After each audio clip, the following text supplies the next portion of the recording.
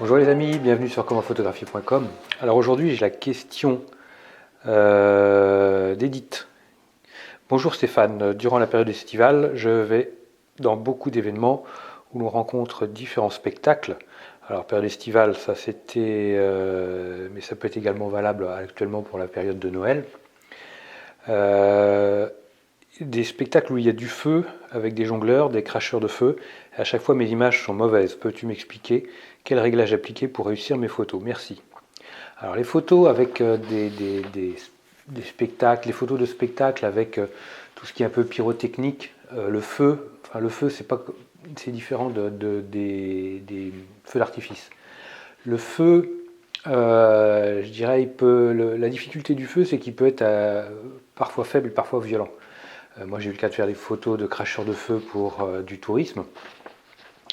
Alors déjà le feu, pour voir un peu comment ça fonctionne en photo, vous pouvez faire un test chez vous, vous prenez une bougie, vous allumez cette bougie, vous la posez sur une table, dans un petit chandelier ou un petit support bougie, vous mettez sur la table, vous fermez les volets, vous mettez dans la pénombre, vous mettez l'appareil photo sur un trépied et vous faites une photo de cette bougie, vous mettez sur un mode priorité diaphragme, vous êtes sur trépied, diaphragme F8, ISO 100, et vous voyez un peu quelle vitesse est nécessaire pour prendre en photo la bougie.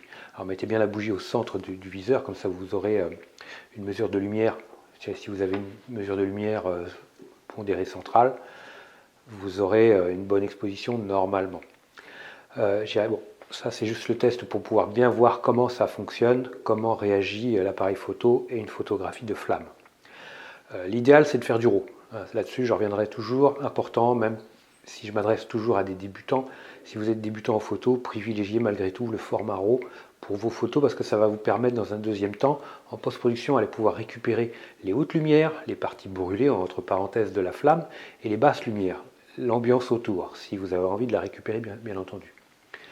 Après, sur un spectacle avec des cracheurs de feu, des jongleurs avec des choses enflammées, il y a différentes possibilités qui s'offrent à nous. Alors soit vous utilisez malgré tout quand même un trépied.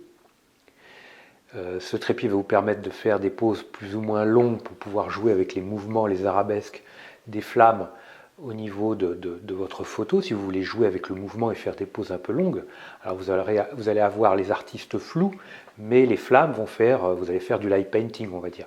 Comme ça, vous allez garder l'environnement net et les flammes vont faire des dessins, des arabesques. Et les artistes seront bougés ou flous de bouger ou carrément inexistants. Donc pour ça, mode priorité vitesse, tout simplement, ISO 100, un diaphragme entre F8 et F11. Faites le test de toute façon systématiquement, faites un test, et sur trépied. Ensuite, si vous voulez pas forcément faire du light painting à proprement parler, si vous voulez vraiment capter l'artiste et ses flammes en les figeant ou en gardant un tout petit mouvement pour avoir une dynamique au niveau du rendu, dans ces cas il va falloir accélérer la vitesse.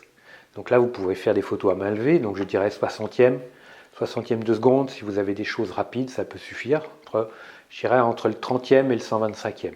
Tout ça, ça va dépendre des mouvements, de la vitesse d'évolution de l'artiste. Donc à vous de tester, à vous d'adapter la vitesse. Donc toujours mode priorité vitesse, vous faites la vitesse qui est adaptée à ce que vous voulez faire. Au niveau de la sensibilité ISO, je dirais que là, ça va être à adapter en fonction des conditions de lumière.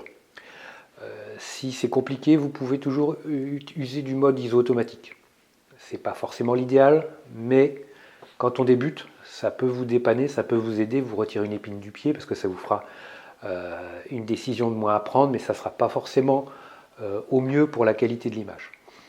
Dans ces cas-là, moi je vous encourage à régler votre sensibilité ISO manuellement, c'est-à-dire que votre photo, vous allez faire votre image avec différentes sensibilités ISO. Et vous allez voir à quelle sensibilité ISO vous allez avoir la flamme, les flammes correctement exposées et l'ambiance. Parce que si vous mettez une sensibilité ISO trop faible, vous allez avoir la flamme plus ou moins éclairée, mais vous risquez d'avoir l'ambiance, comme souvent les spectacles, c'est des spectacles nocturnes, ou en tout début de soirée ou de nuit, vous risquez de perdre l'ambiance qu'il y a autour, et c'est parfois dommage. Donc c'est toujours bien d'avoir un peu d'ambiance autour pour donner un cadre à votre image, un cadre à votre scène. Donc dans ces cas-là, il faut que la sensibilité ISO reste malgré tout élevée pour pouvoir capter l'ambiance qu'il y a autour. Donc là, c'est un peu l'équivalent de ce que l'on va faire pour du concert. Tout dépend de ce que vous voulez faire. Pour le concert, on va prendre malgré tout une sensibilité ISO élevée pour pouvoir capter aussi l'ambiance sur la scène. Exactement la même chose. Donc là, la sensibilité ISO, vous pouvez être à 3002, 6004, en fonction de la luminosité et de l'ambiance qu'il y a autour. Tout ça, c'est des choses que vous allez encore une fois adapter. Malheureusement, il n'y a jamais de réglages immuables qui sont toujours les mêmes sur une situation donnée. Ça n'existe pas malheureusement. Il faut toujours s'adapter aux conditions parce que les conditions évoluent en permanence. Donc pour vous, priorité vitesse, avec une vitesse entre le 30e et le 125e en fonction de ce que vous voulez faire. Un diaphragme à f8, f11. Et puis, pourquoi un diaphragme aussi fermé? Je voudrais revenir là-dessus parce que parfois un cracheur de feu, quand il va cracher sa flamme, ça va être hyper violent comme lumière. Donc, c'est pour éviter que vous soyez complètement brûlé sur votre photo. Là aussi, encore une fois, je vous le répète, faites du RAW, parce que là, comme ça, vous allez pouvoir récupérer vraiment toutes les données de vos photos. Et comme la flamme n'est pas une source de lumière qui est linéaire, parce qu'elle a des moments très violents et des moments très, très faibles, avec différentes nuances. Donc c'est des diaphragmes qui vont vous permettre de jongler entre les deux.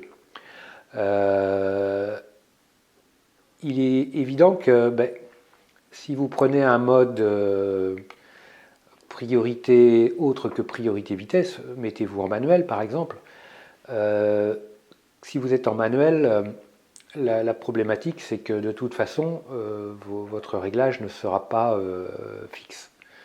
Donc là, comme il y aura des évolutions au niveau de la lumière, ce qui est important aussi en mode priorité vitesse, c'est de garder une sensibilité ISO suffisamment élevée pour que le diaphragme ne soit pas complètement ouvert en permanence. Comme on est dans des prises de vue où on a souvent tendance à manquer de lumière, ne mettez pas la sensibilité ISO pile poil pour que ça fasse la photo sans plus réfléchir. Regardez votre diaphragme, regardez quel diaphragme va être affiché par votre appareil photo au moment où vous faites la photo.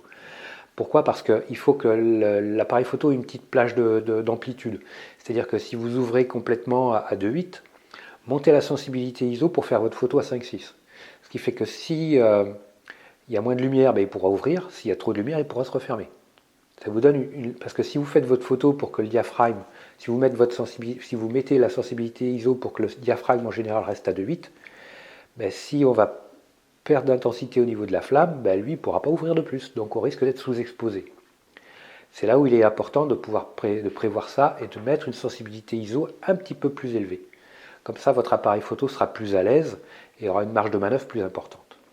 Voilà les amis, alors n'oubliez pas actuellement, vous avez 50% sur les formations du site commentphotographier.com. Le lien est dans la description de la vidéo juste en dessous. Vous avez 50% avec le chiffre 50. Donc c'est des formations sur la photographie de paysage, sur la photographie de portrait. Vous avez des vidéos sur la prise de vue à proprement dit, des vidéos de terrain. Il y a différents types de prises de vue, différents types de photos de paysage, différents types de portraits. Donc vous n'avez que l'embarras du choix. Il y a plus d'une trentaine de formations en ligne sur la page du site commentphotographier.com. Je vous encourage, le lien est juste dans la description. Et puis ici, juste ici en haut, là, vous avez un lien pour vous inscrire à la lettre quotidienne, une astuce, un cours, des conseils photos quotidiens dans votre boîte mail. Comme ça vous permet, et c'est très rapide, hein, c'est des contenus très courts qui vous permettent de vous enrichir et de progresser en photo tranquillement, facilement et au quotidien.